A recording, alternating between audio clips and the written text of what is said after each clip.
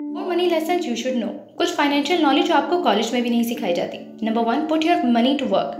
दुनिया की 95% दौलत सिर्फ 5% लोगों के पास है, जबकि बकाया 5% दौलत 95% लोगों के पास है।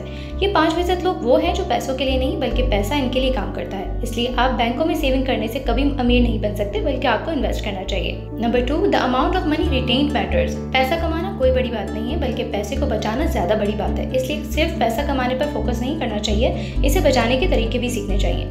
Number 3, acquire assets. अमीर लोग हमेशा पहले असासे बनाते हैं, फिर बचे हुए पैसों से मजे करते हैं, जबकि गरीब लोग पहले मजे करते हैं, फिर बचे हुए पैसों से असासे बनाने की कोशिश करते हैं। इसीलिए वो कोशिश बस कोशिश रह जाती है और कभी इसमें कामयाब नहीं होते। Number 4, you are not born to work for others for a lifetime. किसी जमाने में जिस चीज को गुलामी कहा जाता था, आज इसे मुलाजमत कहा जाता है। इसीलिए कहा जाता है कि सैलरी एक ऐसा ड्रग है जो आपको आपके ड्रीम्स को बुलाने के लिए दिया जाता है। इसलिए इसके चक्कर में अपने ख्वाबों को कभी मत मारिएगा। वीडियो अच्छा लगा हो तो लाइक, शेयर और सब्सक्राइब जरूर कीजिएगा। Thank you.